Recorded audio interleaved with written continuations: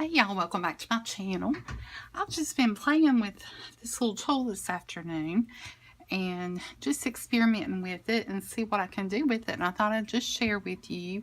This is the Singer Sew-and Stitch, I think is what it's called, but it is made by Singer. It runs off of a DC adapter if you have one, and you can buy them like at Best Buy, maybe even at Walmart. That's where I got the machine. Or it runs off of 4A batteries, which I'd rather, 4 AA batteries, which I'd rather do, is to not have a cord. Now I seen this thing in Walmart one day and I thought, I wonder if that would work with paper crafting. And actually the box on the side says for like hemming, and then it also said scrapbooking, paper crafting, or something to that sort. So I thought, I'm going to get it. It was like 12 bucks at Joann's. They're like 22, I think. And then if you use like a 50 or 55% off coupon, you would even get it for cheaper than what I got it for. But it comes with 4 different colors of thread. It comes with black, red, white, and blue. And it has the little bobbin with this little spring and the little red thing that holds on the bobbin on the side. That's actually thread. It doesn't have a bobbin.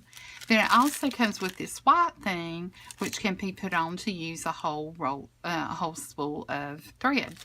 So that's what I've got on there right now. It's real easy to thread. I mean, I just looked at the way it was when I got it and just repeated that when I took the little spool off and put the bigger one on.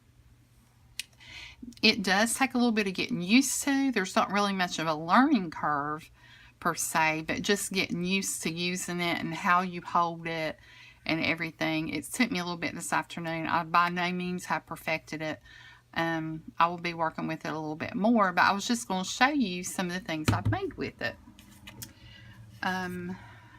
I did some paper pleats, and you can see right there where they've been stitched. And it's easy for it to pull out since it doesn't have a bobbin. So what I do is when I get done, I just put a piece of Scotch tape across the stitches, and then that way they won't work out. There is a way to tie them off, and I could show you that if anybody had a question about it. There are a few videos out here. I did look it up, paper crafting and the Singer Sew-and Stitch. There were a couple videos, not a whole lot, so that's why I wanted to share it. I have a big sewing machine, but I really don't want to use my expensive sewing machine or have to get it out because I don't have one single place I can use it. It's portable, I can move it around, and I really don't want to have to drag it in and out unless I'm going to be doing a lot of sewing. If I'm doing a lot of sewing on something, I don't mind, but just to do, you know, like a paper craft of some kind, it's just nice to have something, you know, convenient. So anyway, that is the paper pleating. I took 3 butterflies, and this was with the white thread, so you can't see it very well. But then I just sewed a stitch right down the middle. So there you have a 3D embellishment. Did the same thing with these hearts. I punched out 3 hearts, and you can see the thread there. It runs a nice stitch. And there's the back. And there again, another 3D embellishment for you to use on a card, a layout, or whatever you're working on. And this was the first paper plate I did. I didn't have a very long piece of paper, but what I did was I just scored it every 1/2 inch and then folded it into pleats. Instead of folding it back and forth, you're actually folding it all to the left or to the right, whichever way you decide to go. Here is one pocket that I did. That was the first one.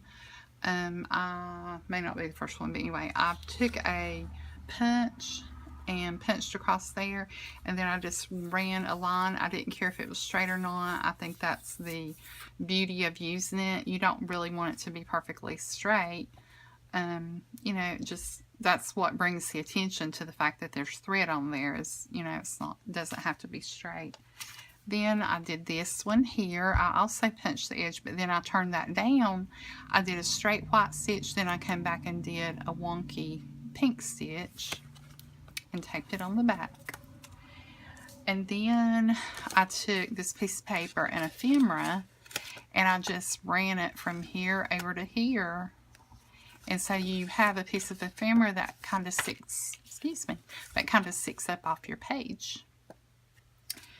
And then I did a ruffle with this crepe paper. And you can see here where I didn't really get the ruffle folded before it got to the foot to pull it under. So I tried it again. And this one looks much better. So it just, like I said, it just takes a little bit of patience and just learning with it.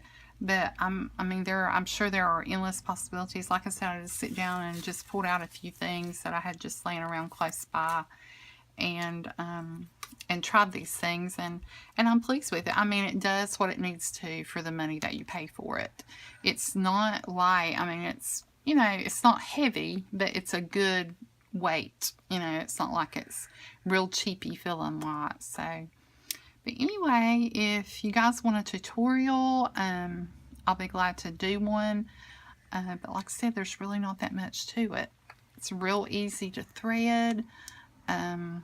It's just a matter of you and your dexterity with your hands and how you move it, because it takes in both your hands. You turn it on here and you can turn it on, woo, that scared me, just to go like that, or you can turn it all the way on.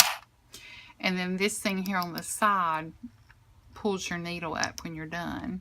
And it's like the wheel on the end of the sewing machine or whatever. So, anyway, that's all I had to share. I just wanted to share that with you and get that out there. I've had this sitting here in my office probably about 2 weeks at least. I've got some other things I need to haul, and I'll be sharing those with you. But I did want to pull that out and mess with it today and show you what I made. All right, guys. Y'all have a good afternoon. I'll talk to you later. Thanks. Bye.